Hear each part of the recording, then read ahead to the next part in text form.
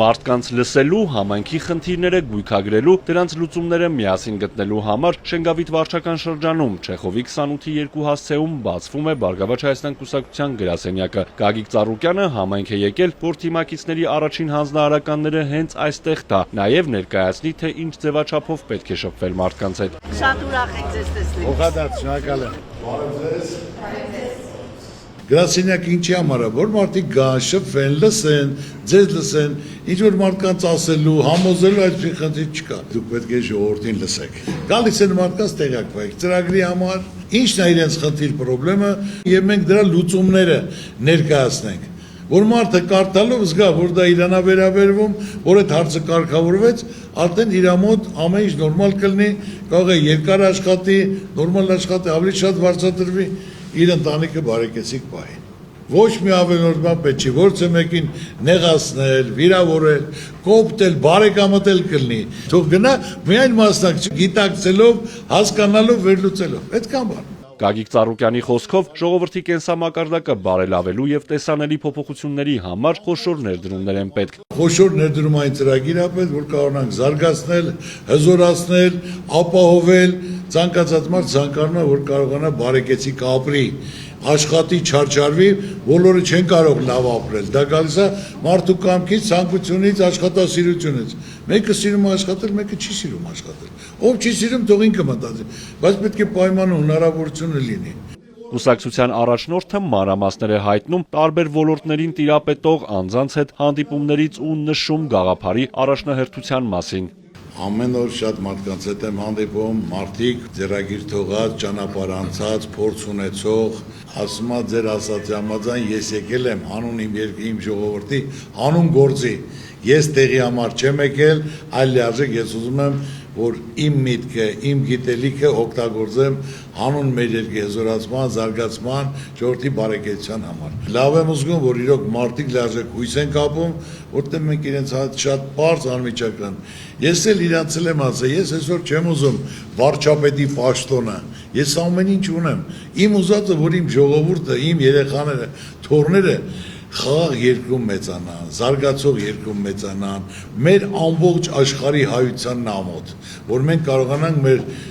ժողովրդի, մեր երեխաներին թողենք այս կարգավիճակին, խեղճացած, պարտված վիճակում։ Այն որ ասում է գյուղը կանգնի, գերանքը կոտրի, հիմա ասել եթե ազգովի կանգնենք, ոչ մի խնդիր չկա, կարող ենք կարգավորել։ Ամենակարևորը անվտանգության հարցն է։ Երաշխավորված խաղաղության կոնցեպտը, որը ներկայացվում է հանրությանը, առաջարկ Հայաստանի նախագծում լոկոմոտիվի դերում է։ Երաշխավորած խաղաղություն պետք է լինի։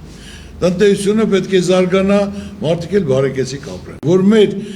ժողովուրդը, մեր երեխաները խեղճացած, պարտված վիճակում չլինեն։ Մենք պետք է կարողանանք մեր մեջքը ուղղել, որ ամբողջ աշխարհը մեզ հարգի եւ մենք ունենանք լավ դաշնակիցներ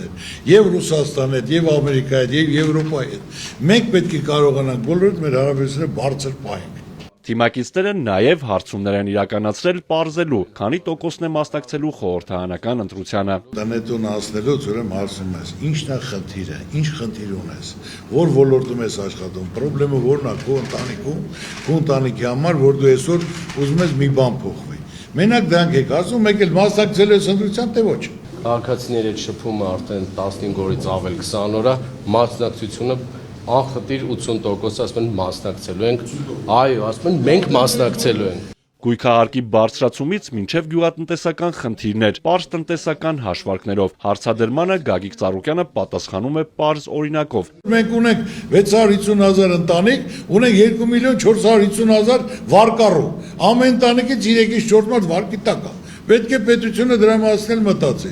Քայլ կատարի, այսօր հիմնական գյուղատնտեսություն չկա, գյուղատնտեսության նախարարություն չկա, ժողովրդին կերակրող է, գյուղատնտեսության սահմանափակ գյուղատնտեսության։ Եթե այսօր ունենք 480,000 հեկտարով, որից այսօր մշակումը 140 է, դրա համար թանկություն է։ Դրա համար պետք է պայման հնարավորություն լինի, գյուղացի հանդեպ ուշադրություն լինի, նախարարություն լինի, երկարաժամկետ ծրագիր լինի։ Հանդիպման ընթացքում մասնակիցները քննարկում են նաև մայրաքաղաքի բնակչությանը հուզող հարցեր։ Հրաչար Ռոստոմյանը ի թիվս այլ հարցերի խոսում է նաև թիմային աշխատանքի մասին։ Դուք նշել եք, որ միասնականությունն է հաղթում եւ մենք վառ օրինակ ենք ծառայում Մայ Հայաստան կուսակցության ակտիվի եւ ժողովրդի հետ միասին արդեն մի ընտանիքի պես աշխատում ենք նամանավանդ Երևանում եւ ուզում եմ անպայման շեշտել, դուք Երևանից խոսացինք, խնդիրներից մեկը դա գույքահարկն է, որ Երևան քաղաքի համար մեկ խնդիրներից մեկն է։ Դրա միջոցով ես ասում եմ, բյուջեն ավելացնելը դա ժողովրդից են վերցնում։ Տնտեսությունը զարգանում է գիտության հիման վրա։ Գիտության վրա պետք է գումարներ դրվի, տեխնոլոգիաներ մշակվի։ Մարդկանց հիմնական խնդիրը, որ իրենք իմանան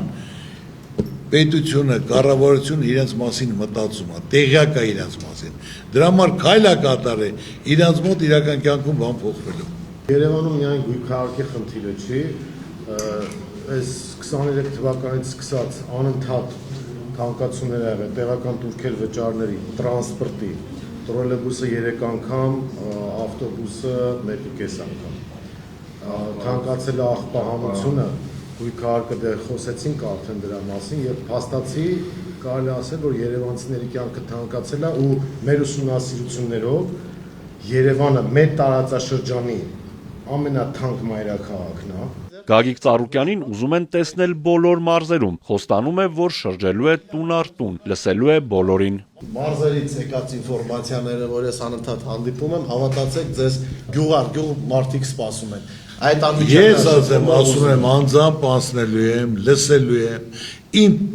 մոտեցումը, իմ տեսակետը, մեր դիրքորոշումը ասելու եմ։ Այսքան ժամանակ չի կարող որից մեկ ասի, այս 20 տարվա մեջ Ծառուկյանը բան ասել, խոստացել է ու չի կատարել։ Ինչ ասել եմ, անմիջապես կա, անկախ ամեն ինչից։ Եվ վերջում, իհարկե, որպես աշխատանքի վառ օրինակ ու ապացույց, որ անհնարին ոչինչ չկա, Գագիկ Ծառուկյանը վկայակոչում է Հիսուսի աշխարհում ամենաբարձր արձանը։ Իմ համար այսօր ամենակարևոր բարձ ասեմ,